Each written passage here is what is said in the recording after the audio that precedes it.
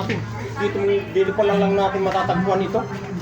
Andito na naman sa mga kaibigan niya. Hanap kami ng hanap sa'yo ah. Ay, po ang tropa. Ikaw bata ka, wala ka talang ginawa kundi magbarkada, no? At ano naman yung ginagawa mo sa ano mo? Puro ka na lang ano yan. Yung tenga mo, may butas na yan. Ano ba yan? Pati yung... Pinapahirapan mo pa kami ng mama mo, ah. Pati ilong mo, bibig mo. Ano lang pinagkakabit mo sa mukha mo? Sino mo ginawa mo? Nung nakaraan nagpaalam ka sa akin na magpapatato ako sa braso ko. Pinayagan kita, di ba? Dahil uburan ng kulit mo. Ngayon, anong ginawa mo?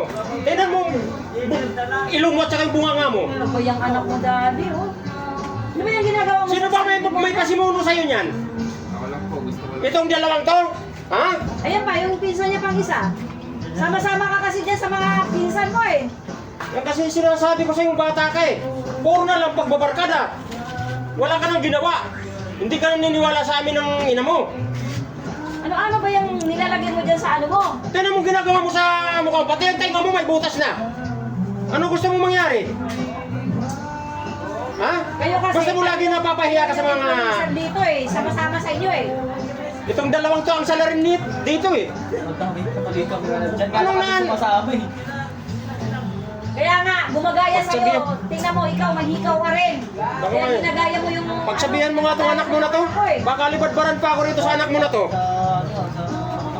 Ikaw naman kasi sinasabi ko na ikaw ang laging naiiwan na magmando nito eh. Eh, maga-maga pa lang, umaalis na ng bayan. Minsan magdamag, di umuwi. Hindi mo na kaya kontrolin yung anak mo.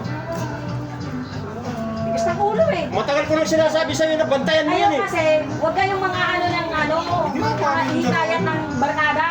Baka sa susunod yan kung ano nang gagawin mo sa buhay mo. Lalo to oh. Ikaw yung laging ano dito, sumusundo dito sa anak ko. Pinapagaya mo sa sarili mo, naglagay-lagay ng hikaw dyan sa tainga mo.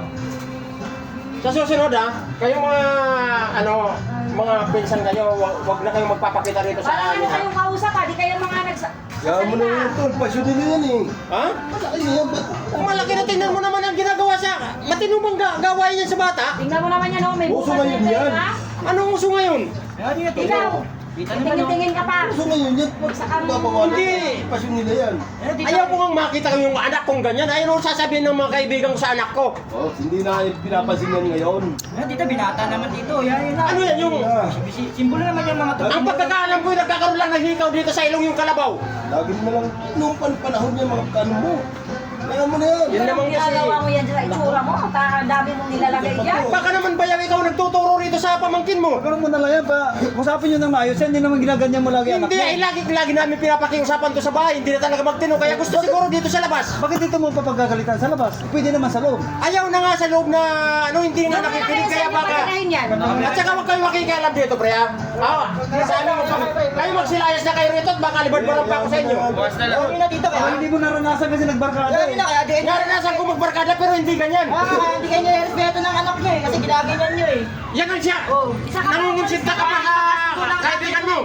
Kaya mo, pati panakada tuloy niya, nagagramay eh. Magsilayas kayo rito. Ikaw, umalis ka na. Pasyon nila ngayon yan. Isa ka pa konsentidor ka eh.